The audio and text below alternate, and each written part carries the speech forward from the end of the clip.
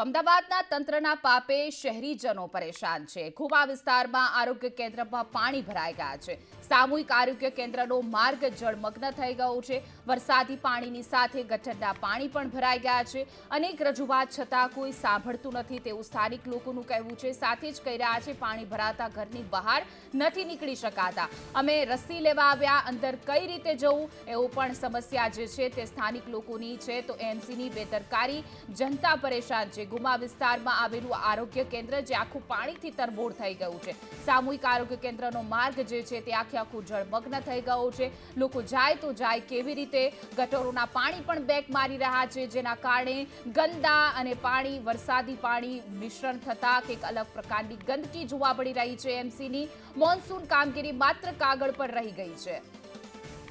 તો આ ચોમાસા પૂરતો જ પ્રોબ્લેમ છે એવું પણ નથી। દરરોજ બેક મારે છે, આ બધી ગટરો જે છે ને એ દરરોજ બેક મારે છે ને આ તમને જેટલું આજે પાણી દેખાય છે એટલું પાણી તો કાયમ ભરાઈ જાય છે ને પછી ધીરે ધીરે પાછી ગટર આગળ જાય એટલે ઉતરે છે, એટલે સાંજ પાછું બપોર પછી ઉતરી જતું હોય। પણ અત્યારે ચોમાસામાં તો અમારો એટલો પ્રોબ્લેમ છે, ગઈકાલે છે કાં તમે ઊભા છો એથી પણ આગળ પાણી હતું।